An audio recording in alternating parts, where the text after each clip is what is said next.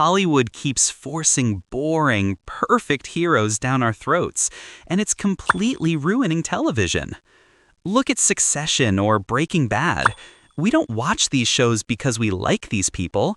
We watch because audiences don't care about moral purity. We just want to see highly competent, completely broken elites absolutely self-destruct under pure desperation. The traditional hero is dead.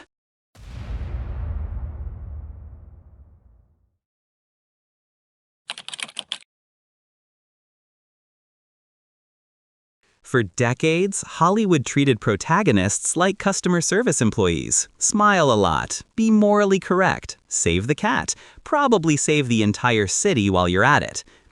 Then prestige television walked into the room and basically said, what if our main character is the worst person you've met all week? And audiences loved it. Take Walter White. People still argue over whether he was a hero or a villain. Let's be honest, the man got diagnosed with cancer and immediately decided the most rational career change was manufacturing meth. That's not inspiring, that's a psychological emergency, yet millions of people couldn't stop watching. Why? Because competence is magnetic. Watching Walter outsmart the DEA, rival cartels, and half of Albuquerque is entertaining even when every decision somehow makes his personal life worse. You clearly don't know who you're talking to, so let me clue you in. I am not in danger, Skylar. I am the danger. A guy opens his door and gets shot, and you think that of me? No. I am the one who knocks. The same thing happens in Succession. Nobody is watching Kendall Roy thinking, wow, what a role model. The guy has access to private jets, billions of dollars, and an army of lawyers. And somehow still spends every episode begging his father for emotional validation like he's 12 years old. That's fascinating, because prestige TV quietly replaced morality with capability. You don't have to like the protagonist anymore. You just have to believe they're exceptionally good at something.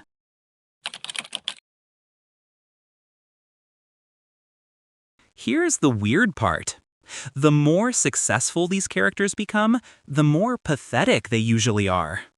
Logan Roy can dismantle billion-dollar companies before breakfast, but saying, "I'm proud of you," apparently requires software updates.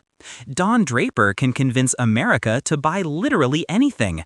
The man cannot maintain a healthy relationship to save his life. It's your job! I give you money, you give me ideas. And you never say thank you! That's what the money is for! You're young, you will get your recognition. And honestly, it is absolutely ridiculous to be 2 years into your career and counting your ideas. Tony Soprano runs a criminal empire, yet one conversation with his therapist leaves him looking more stressed than an IRS auditor during tax season. That's the formula: professional excellence, personal catastrophe. The contradiction keeps us hooked.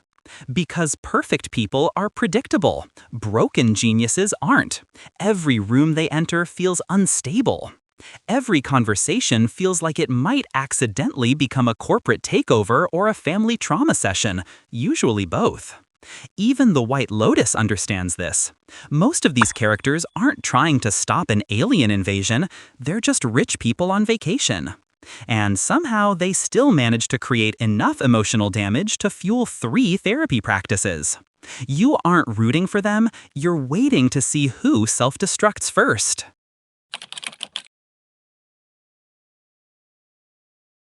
This is where the traditional hero completely falls apart.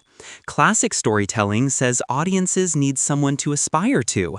Prestige television says audiences would rather conduct psychological research. Think about it. Nobody tunes into Breaking Bad hoping Walter becomes Employee of the Month. People tune in wondering how much worse he can possibly make things.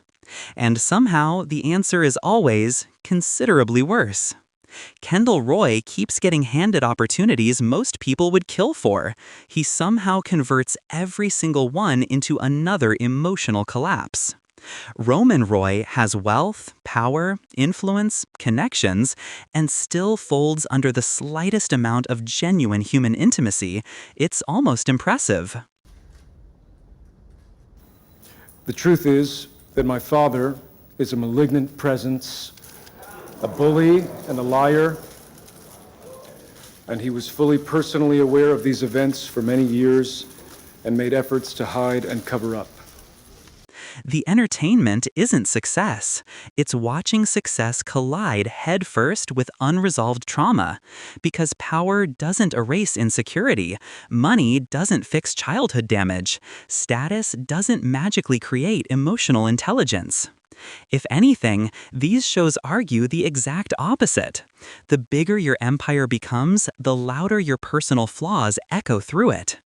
And that's why audiences keep coming back. Not to celebrate these people, to watch them desperately try to outrun problems that money, influence, and intelligence were never capable of solving.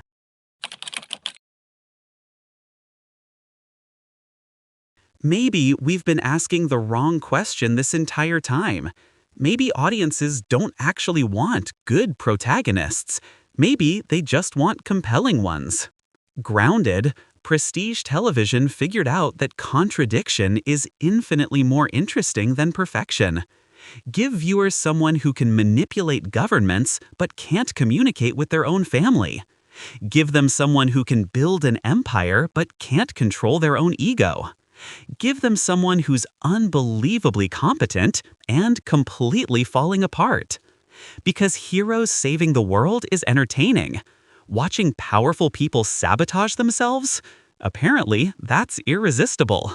What about you? Who is your favorite highly competent, completely broken character to watch utterly collapse on screen? Drop your pick in the comments, subscribe, and ring the bell if you're new around here, and I'll see you in the next one.